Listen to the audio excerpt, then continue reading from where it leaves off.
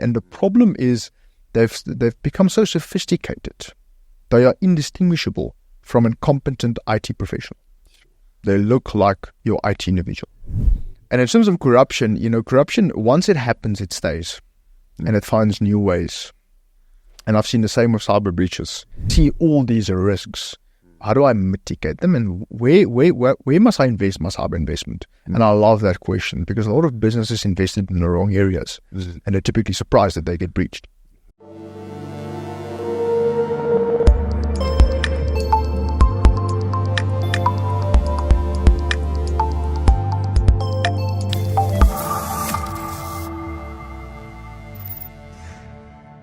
Good afternoon, ITWeb TV viewers. Welcome. My name is Chris Tredger, and in the studio today with me I have Armand Kruger. He heads up cybersecurity at NEC XON. That's correct. Yeah. Welcome. Thank you. And thanks for being with us. Nice to be here. So today is an opportunity for us to discuss the state of cybersecurity in South Africa, to have a frank discussion about it, because October is Cybersecurity Awareness Month. So it's great to have somebody of your caliber in the studio with us to give us some insight into what's going on from a cybersecurity point of view in South Africa. So I think a good place to start is on the information that's already in the public domain, stuff that we already know. There's economic pressure, there's increasing costs of living, limited resources, skills, budgets. There's increasingly sophisticated threat landscape and threat actors out there. How would you describe the state of cybersecurity in South Africa? That's a very good point to bring up because we're already living in this society, this state, right? Yeah. And this new state we kind of called what we call cyber civilization, right? Cyber digitalization. And the big problem is that a lot of threat actors, what we call adversaries, are aware of these economical problems that we see. If you take a general citizen as an example, there's economic pressure, there's social pressure, there's a lot of stuff, and then you still have this state of cybersecurity. Yeah. From an adversarial perspective, or what we call a threat actor perspective, it's a massive opportunity. Right. They see increased revenue, they can make more money, there's more exploitability opportunity that gets created for them. Right. For general citizens, they become more susceptible to potential things like social engineering, right? Phishing scams, because they are desperate due to these economic conditions. So it's a double-edged sword in some sense. For a threat actor, they see it's a opportunity to create additional funds, increase their revenue streams, make more money, grow the cybercrime digital economy, what we typically call. Right. From a citizen's perspective, it's making it easier for the threat actors because they're more desperate due to these economic times. If you've got a financial problem and you get an email offering you've won the lotto, or irrespective of what the nature of the content is, you're more susceptible to click on it, see what it is, right? Because it talks to a personal feeling and it resembles personally with you, right? Which makes it a lot harder. And irrespective of the awareness and the vigilance, it typically gets overwritten. So I think it's a double-edged sword, but there's opportunities for both sides. And on the side what we're on, we want to diminish the opportunity from the threat actor's perspective. Well, I think that puts it in perspective because it is a personal thing, economic hardship and difficulty that people are going through. But we'll get into the trends, definitely. I just wanted to give a bit of added context because ITWeb reported on research by the CSIR, the specific division, the Information and Cybersecurity Research Division. And so that this research was based on surveys that were done at the end of the 2023-2024 financial year. And it was focused on cybersecurity preparedness, resilience, the public sector incidents, skills gap, and the digital ID landscape. So there were key takeaways from that research that I just wanted to raise with you. The companies cannot respond quickly enough to attack. That skills is a real issue. And one comment that stood out for me in the research was from the CSIR's Dr. Jabu Mutsweni, who likened financial implications of cyber attack incidents on South Africa as akin to corruption. Do you think that this is an accurate assessment? I think it is, absolutely. Interesting points raised we can't respond to. effectively, basically. And we typically coin a term we call brutal and rapid response is what you require in terms of cybersecurity. The typical thing we call is what we call TTR, time to ransomware. And what we've seen from an incident response perspective, 1 or 2 hours and your company is ransomed from the point of entry. There's no way that the majority of organizations have the skills to actually identify what a potential anomaly or risk is. Right?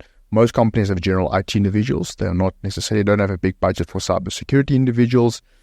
And what we've seen is the general IT individuals typically not aware that they've even been breached until they realize they've been ransomed or some third party told them your data's on the dark web, etc., which is a very different discussion.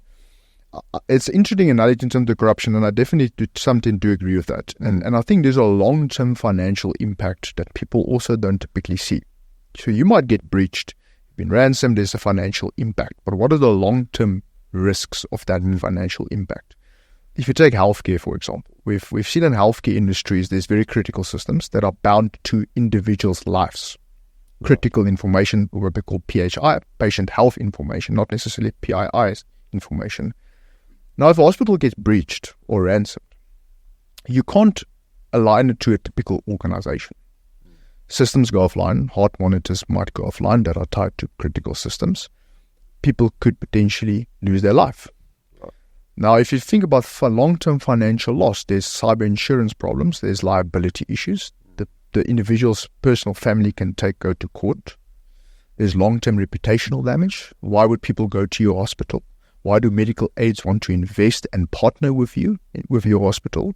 Medical equipment, why do they want to produce and sell equipment to you as a hospital if you can't actually protect those systems? But not just the system, the people in your hospital. So healthcare is a very good example in terms of that long-term financial risk that people don't account for. And it's quite hard to quantitatively determine that. Right? It's qualitative. It's it will happen, but CFO will ask you, give me a figure, a number. You can't quantitate it, which is a problem. But it's there, which means it should be addressed. And in terms of corruption, corruption, once it happens, it stays. And it finds new ways. And I've seen the same with cyber breaches. A breach happens and you see implications that you've never thought about that might occur. But it's also a lesson learned from us, from our defense of cybersecurity perspective. But I think it's a very valid statement. I think corruption is a hard thing to untangle. Right. But you also can't quantitate it. Right. You can't quantify corruption, but it's there and you know it happens. Yeah. But eventually, if you do a big analysis and you look at all the corruption and look at the infrastructure of South Africa, if you take ESCON, for example, back then, when they spoke about some of the corruption issues, they supply electricity to the country. How many people rely on that from an infrastructural perspective? And there's massive complications to that. So I think the link between corruption is definitely very accurate.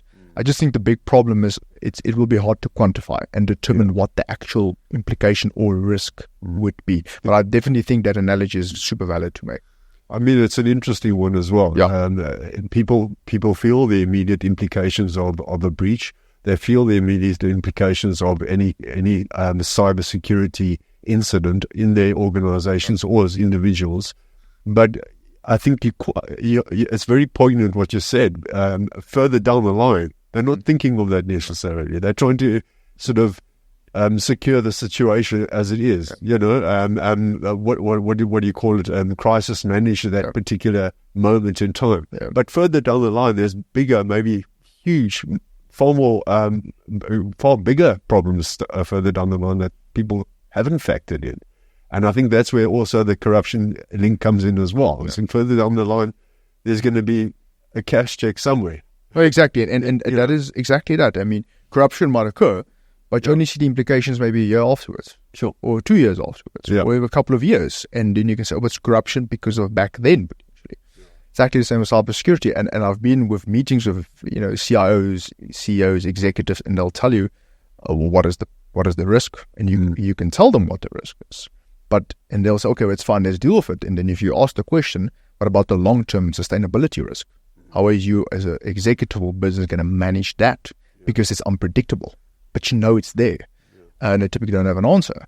So I think we might be able to touch on some of the board strategies in terms of cybersecurity, but it's exactly the same, because you might get breached now, you deal with it, and, a week later you go on with normal operations. But there's a lot of complications that might still occur in the future. Same with corruption. Corruption occurs, no one really cares.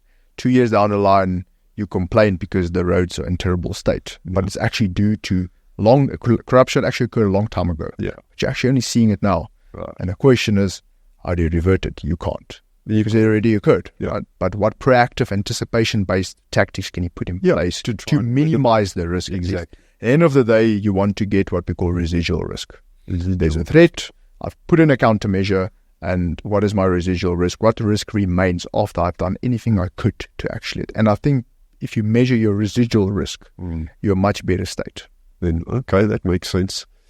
And I mean, we're going to definitely deep dive into a couple of other trends, but one of the ones that is coming up often is the whole issue of ransomware. The stats show that the volume of ransomware attacks or incidents may have dropped, but the severity is worse, and the impact is far more far-reaching. Do you think that's the case? Ransomware, it's been an issue for a long time. But one thing we've observed, and you mentioned something quite interesting, it has dropped. And sometimes that reporting is done based on statistics, based on who reports they've been hit by ransomware. Right. There's a lot of companies that don't report they've been hit by ransomware, reputational, financial, irrespective of what their business-based reasons are. Ransomware is a massive growing concern. The biggest problem that we've seen is there's something what we call human-operated ransomware. And this is where a lot of businesses still don't fully understand it. And we've, as NEC, have been driving it very hard with all customers that we typically engage, is that you actually get breached by a threat actor, which is a human, manually breaching your environment. And from there, they take over your environment, they steal your data, what we call data exfiltration, and then they also encrypt your data. Right. And then you typically wake up with a ransomware note and says you've been ransomed. And then typically there's no incident response. It's typically crisis management. Yeah. Depends on if you're JSE listed, you need to go to information regulator. And then it's just typically what we call chaos. Right? Not controlled chaos, but chaos. Yeah. But what was not realized is the threat actor was already in your environment months ago. He's sitting there. And the problem is they've become so sophisticated. They are indistinguishable from a competent IT professional. They look like your IT individual. It's a problem. It's not finding a needle in a haystack, it's finding a needle in a bucket of needles. There's a problem that you're sitting with. Yeah. So ransom is definitely a massive growing concern, but I think if we can start to get the awareness around how ransom actually occurs, you get breached, data get stolen, and then you get ransomed. We can move to a more proactive based strategy and then reactive, because typically now ransomware and its very nature all around the world, specifically South Africa, is a reactive nature. Right. I've been ransomed. What do I do? Could you have blocked it? Could you have anticipated? There's all the questions that arise from a board level that happens typically afterwards. That the security teams in a business kind of need to rationally discuss those types of things. But ransomware, for me, is going to be still remain the biggest problem. Right. The benefit we've seen is law enforcement has started locking hard down on ransomware operational groups, on ransomware as a service platforms, and right. all of this. They make billions of dollars. There was a ransomware group called Lockbit, which was ransomware as a service. When I tell business executives, it's actually a business. It's a cybercrime. It's a business, right? Yeah. This is a Pablo Escobar-based cartel, but in a digital form. Yeah, they've got money mules. Yeah. They've got HR people. It's a business against a business. And the moment you start realizing that, how would you compete against some of your competitors? What tactics and strategies do you put in place from a business operational perspective to get ahead of your competitor? Take that leverage, take that mindset, put it in a digital form. If the problem of ransomware, if you've been ransomed, you've been ransomed.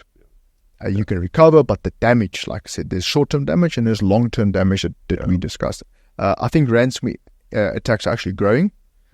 But I think the amount of reporting goes down because I think there's a large amount of embarrassment potentially that gets revealed. And I've seen this from boots, what we, like I said, we'll call from stories from the trenches, is that they realize they've been ransomed. They realize they could have potentially deterred it. and they didn't. So I'm not going to tell anyone I've been ransomed. So the reporting statistics go down, but the increase of attacks actually do increase. That's very interesting. It's a good point as well, because there is that stigma, and it is about reputation as well, and being able to position yourself accordingly. And if you adopt, I mean, that I'm assuming is a mindset that you would advocate that businesses do adopt, that understand that these ransomware groups operate as a business. What they're doing is competing with another business. That's it. They happen to be in cybercrime, but that's a business versus business, right? I mean, that's exactly the model. Yeah, I've said this to executives before. I said, well, what's your corporate goal? And they says, well, make profit. Well, what's their corporate goal? Make profit. And you've got the same outcomes that you want to achieve. One is with malicious intent, and yours is not with malicious intent. One's got ethics, and one is not bound by corporate ethics. Yeah. Now, the moment you realize that, you start to think from a business tactical perspective, how would you counter it? And the moment you cyberize it and put it in a cybersecurity perspective, your countermeasures make a lot more logical and reasonable sense. Sure, that's very, very interesting. And of course, technology has the role to play. It's a double-edged sword, right? The ransomware is direct, it's lucrative.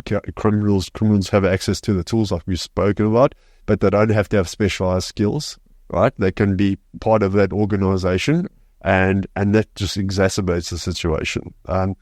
We've spoken a little bit about this already. Is there anything else that you can elaborate on from a ransomware influx on this, and its impact on business point of view? I think a big thing that companies would potentially can benefit them is looking at the identity-based threat. And we typically preached it quite a lot in our internal teams and with our existing customers. But ransomware actors, what we call threat actors or ransomware affiliates, whatever you want to terminalize it, log in. Don't typically hack in, right?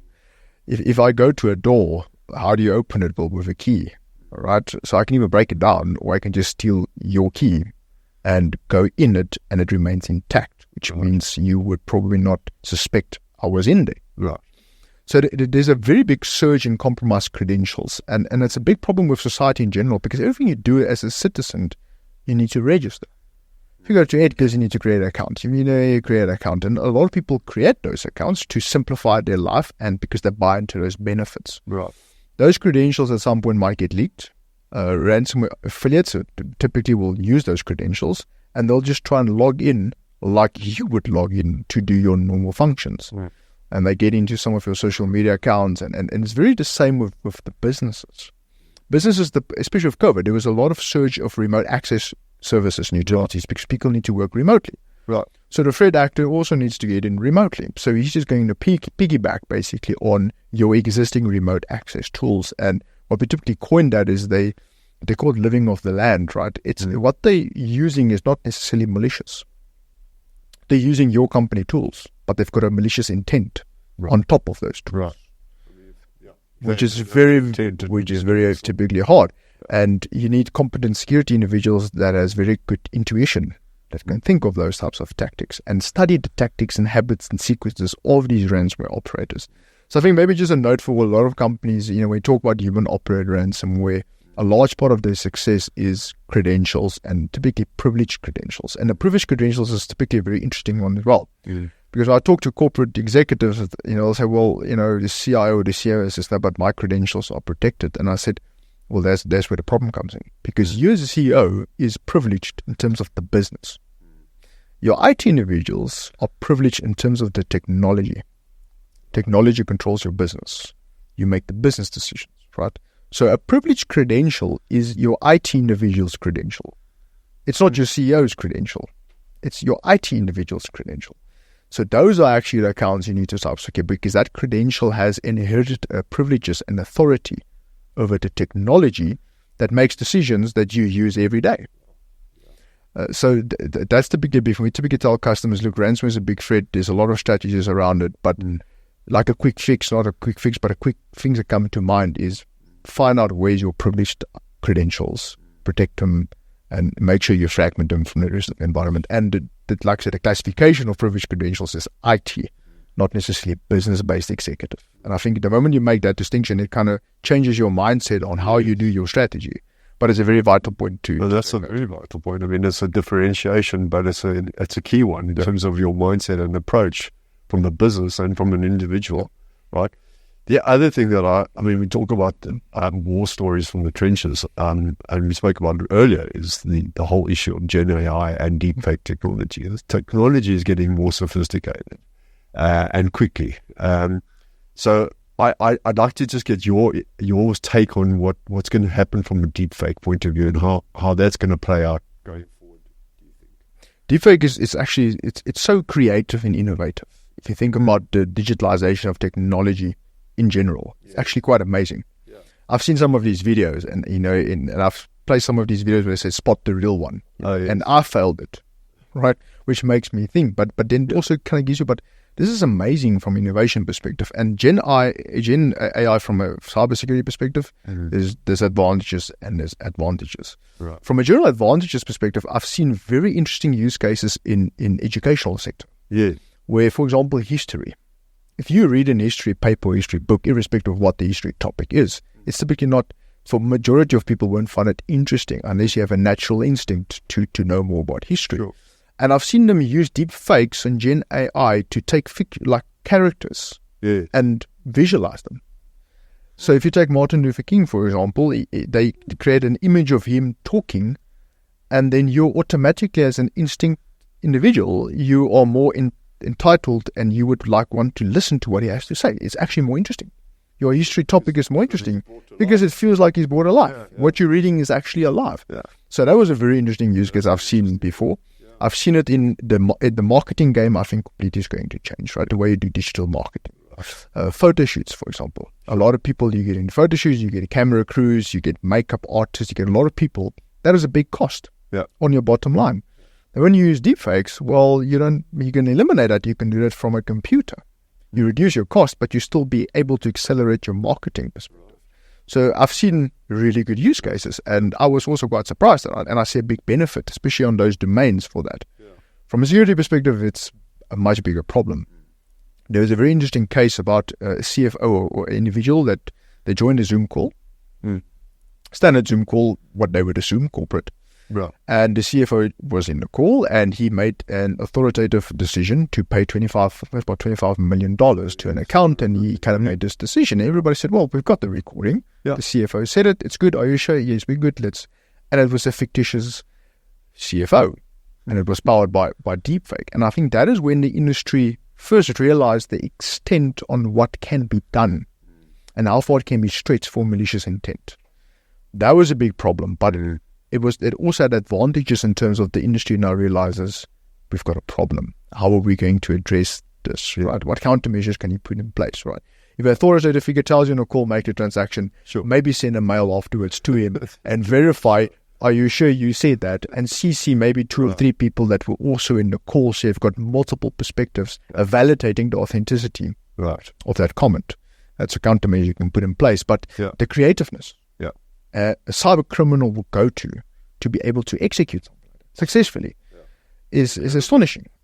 And I see a very big problem with that, especially from a phishing perspective, a social engineering perspective. If you take that was now a very visual-based example from deepfake, but if you take an audio-based one, I call you, I'm from the bank, I sound like an authoritative figure.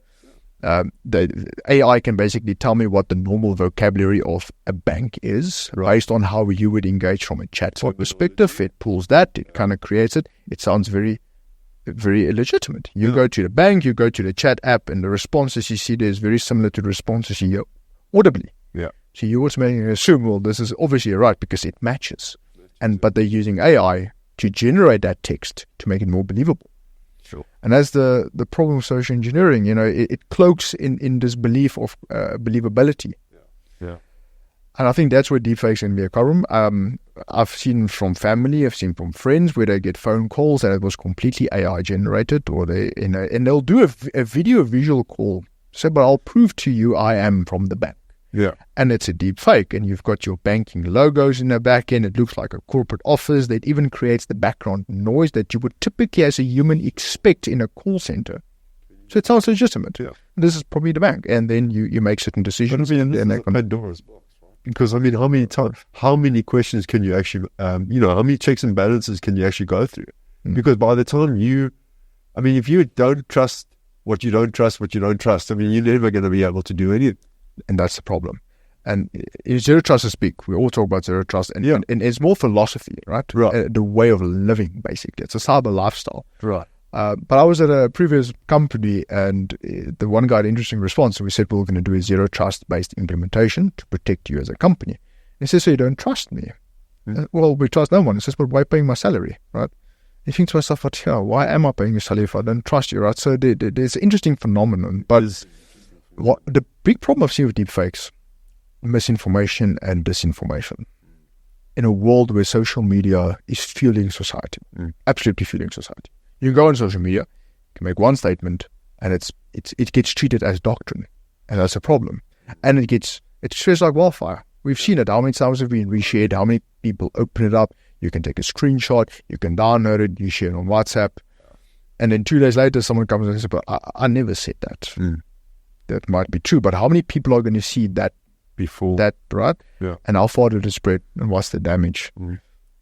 And that's why we're sometimes we engage with the physical security companies that do facial recognition by software and all the fancy algorithms they use to determine who is an actual individual. I always ask them this question: how do you deal with deepfakes, right? Because you are actually the technology solution that should enable people to inform them this is a deepfake.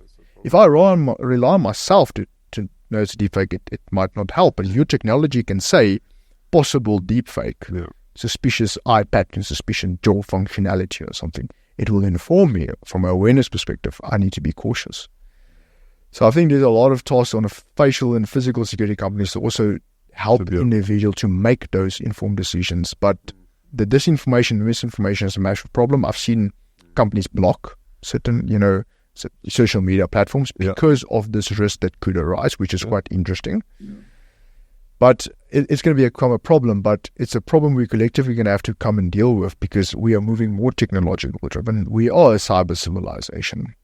And if I was a ransomware operator and a threat actor, and we've seen them operate, this is perfect ammunition to monopolize, making more money, producing revenue streams. But deepfakes is an extremely big problem. And we've also seen that governments are trying to rein social media in. We've seen certain social media blocked in certain countries. And I mean, that's also just a kind of almost like a reactive response to the situation. That's not necessarily going to take care of social media issues and disinformation, like you said.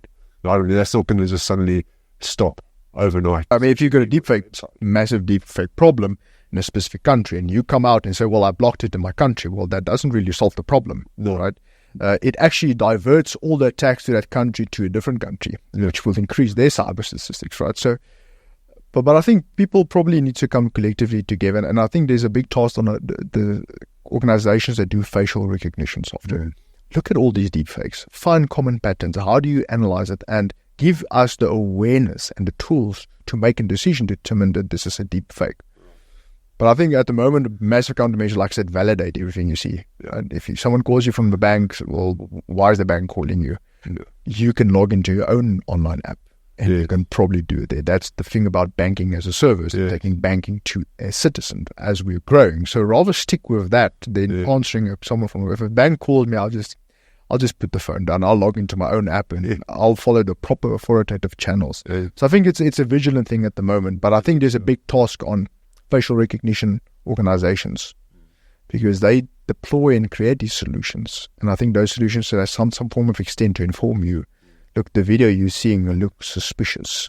Because if they didn't tell me about that, I have to do all that facial recognition and social behavioral-based analysis myself.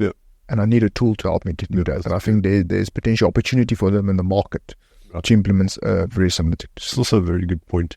I think we're just going to touch on two more, sort of get your perspective of two more trends, which is the rise of cyber anticipation and how it shifts the cyber battlefield. And I don't know if you want to jump onto the cyber rationalization as well, which you've described as an expert discussion. Can you just give us a bit of perspective on those two? I think the cyber rationalization is an interesting thing. And this is what we've picked up with engaging with typically very high-level executives. Is the question is always, well, what must I invest in? You see it everywhere. We see ransomware, we see deepfakes, we see all these risks. How do I mitigate them? And where must I invest my cyber investment? And I love that question because a lot of businesses invested in the wrong areas and they're typically surprised that they get breached. But why did you invest in that? Yeah.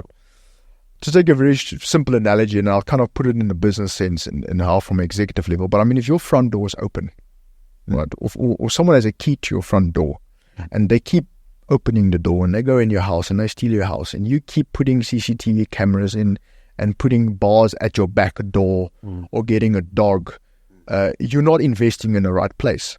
Buy a new lock, right? That will probably be the first thing I would do, is buy a new lock so the key is invalid anymore, right? And then from there, you tactically and strategically build defenses for organizations. So your investment should be a new lock, not necessarily something else. Right?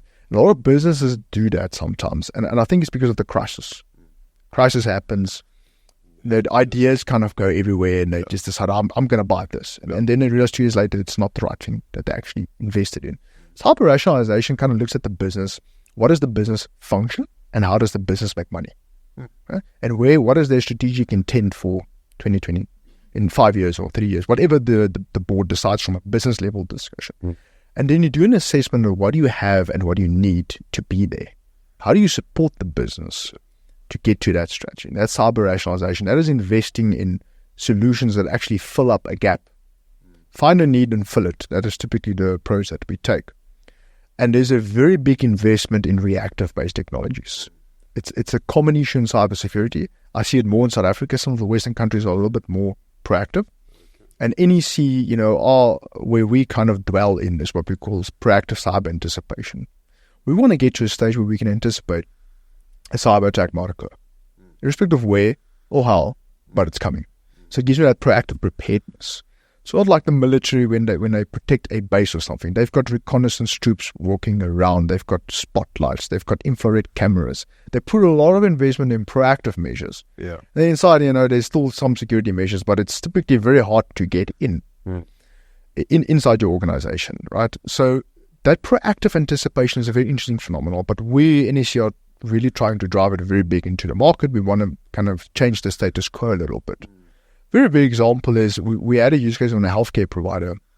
We have a solution that basically looks at the dark web and sees if credentials have been leaked of our customers and potential future customers. And a credential was leaked. It was a privileged credential in terms of IT, like I mentioned before. And we simply just went back and informed the customer. We changed the password and we put some additional security controls on it. 2 days later, there was attempted logins to that account from outside of Africa. And we told the customer, but we know about it, but we already changed. Well, what if we didn't change that password? They would have logged into a critical EMR system with patient information of doctors, because doctors use their Gmail accounts, but they log into a central system shared by providers, insurance providers, and everything. And that was just a very simple, proactive step that was taken. And I think the goal is to eliminate an opportunity for a threat actor to execute an attack. If he doesn't have an opportunity, he can't do it. Even if there's a vulnerability, how is he going to exploit it? If you remove oxygen from fire, the fire dies, even though fire is still there. And that is what we're trying to do from an anticipation perspective. So when we go to businesses, ExCos, we kind of align the cyber strategy with a very proactive anticipation-based approach. We want to prevent the risk before it happens. And should it happen, it's contained.